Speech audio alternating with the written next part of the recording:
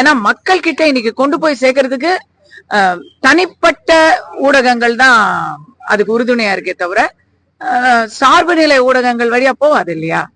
NEPங்கிறது தமிழ்நாட்டுக்கு தேவையான first of all மும்மொழி திட்டம் தேவையா இல்லையா, எதுக்கு 3வது மொழி அப்படின்னு கேக்குறவங்களுக்கு நான் சொல்றேன், தமிழ்நாட்டுல 25%, இன்னும் சொல்ல போனா குறிப்பா 27% மாற்று மொழி பேசுபவர்கள் தான் தமிழ்நாட்டுல இருக்கிறாங்க. அவங்களுக்கெல்லாம் தமிழ் படிக்கிறதே 3வது மொழி தான். அதனால மும்மொழி எதுக்கு 4 மொழி எதுக்குன்னு சொல்லக்கூடாது. சின்ன வயசுல எத்தனை பாடம் கத்துக்க முடியுமோ அத்தனை பாடத்தை கத்துக்கணும். பள்ளிக்கூடம்னா பாடம் கத்து கொடுக்கணும். பள்ளிக்கு போற மாணவர்கள்லாம் பாடம் கத்துக்கணும். இது எனக்கு பயங்கர பிரஷரா இருக்கு, ஒரு மொழியை கத்துக்கிறது எனக்கு ரொம்ப பிரஷரா இருக்குன்னு சொன்னா அந்த பாடத்தை லகுவாக்கலாமே தவிர பாடமே இருக்க கூடாதுன்னு சொல்றது.